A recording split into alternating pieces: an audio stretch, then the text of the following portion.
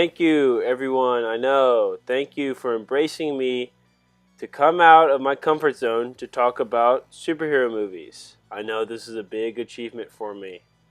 Nah, but seriously, today's topic is a very interesting one, and one that I do not see anyone talking about. This is a small concern for me, but it's a huge outlier. This concern is that when Marvel hits a stumbling block, and how they fix it. They think if they make a couple bad movies surrounding a certain character and then try to fix them, and then the way to fix them is to make them funny and slapping an 80s theme over it, or if they have an idea and they think that it may not work, then they make it funny and slap an 80s theme on it. Hopefully this makes more sense.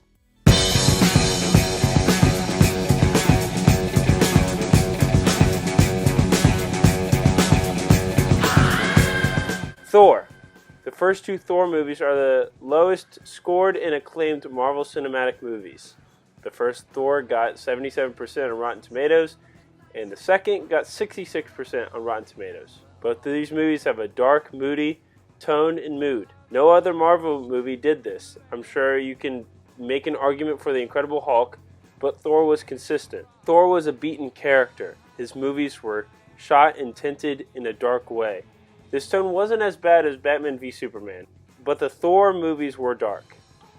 This obviously did not go over well with moviegoers. People didn't like the dark tone, so what did Marvel Studios do? They got a fun, creative director that didn't have any superhero action genre movie experience or really any legitimate feature-length film experience. Taika Waititi. That sounds like shade. I promise you it's not. Tell me if you've ever heard of these movies. What We Do in the Shadows or Hunt for the Wilder People. Yeah, that's what I thought. That's Taika Waititi's record. Well, he has a couple other films, but those are the two biggest ones. In no way should he be allowed to direct a Marvel Studios movie about a Norse god with a budget of $180 million. Again, no offense. But he did, and he took a completely different spin on the Thor genre. He made Thor a comedy. Literally, there is more comedy than anything in Thor Ragnarok. He did a completely 180 with Thor. Thor went from a dark and brooding hero to a comedic hero. The Thor movies went from dark and brooding to comedic and fun and lighthearted movies. Thor Ragnarok is an 80s themed comedy about a Norse god. You think when they made the first Thor movie they thought they were going to finish out the trilogy with Thor Ragnarok? No.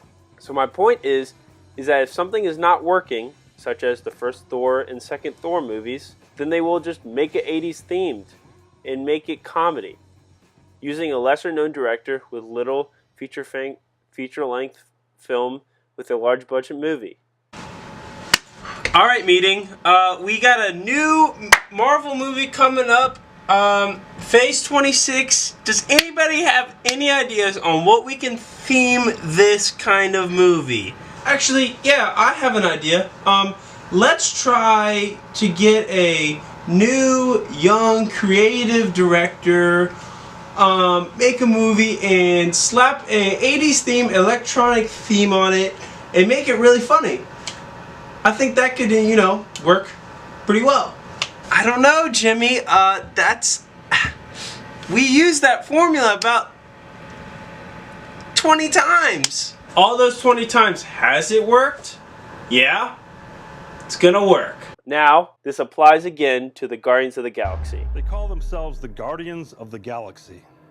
What a bunch of a-holes.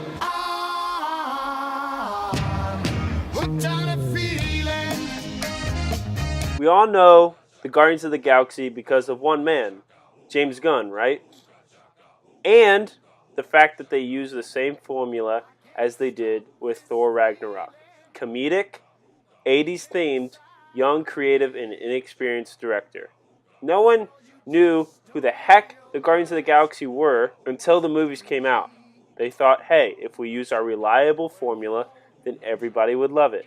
What if they didn't make all the characters of the Guardians of the Galaxy cool and funny and 80s themed? What if they made them dark and tough and unfunny? The idea wouldn't work and the movies wouldn't be as good. I can talk all day about this issue, Some can say it's not an issue, but I'm just scared that when Marvel Studios has a new concept or idea for a film where it has done poorly in the past, or is an unknown character or group of characters, then they will just slap an 80s theme, make it funny, and hire a new, young, creative director, and then everything would be okay. They will get money off of it because they use this formula. I'm fine with 80s themed media. I'm fine with 80s themed TV shows, movies, whatever. I'm fine with superheroes being funny. I'm fine with funny superheroes. Okay? I'm fine with young directors. I like Taika Waititi because of his work in Thor Ragnarok. I like James Gunn because I believe he's the only one that could have done Guardians of the Galaxy.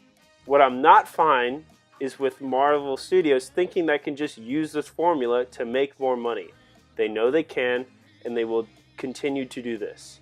Now, granted that this formula has been used 3 times out of the 20 movies in the Marvel Cinematic Universe, and that's basically nothing. But they have never used this formula for anything else.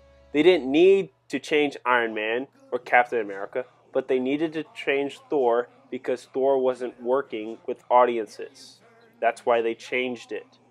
Marvel, find new ways to make money. When something isn't working or something is not familiar with audiences, you do not have to make a new idea 80s themed. You do not have to make a new idea funny.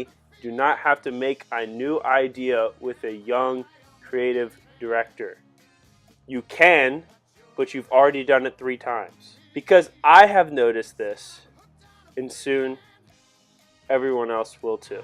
Thank you guys so much for hearing me out on this topic. It's a topic that I have found, and I have a problem with it. I don't know if any other people do, but I do, so that's why I made this video. So thank you guys so much for watching that. I really enjoy making these videos, and I'm glad you guys are watching them. If you've made it to the end of this video and you're seeing this right now, comment down below that you made it to the end of the video. Thank you guys so much for watching, and I'll see you guys later.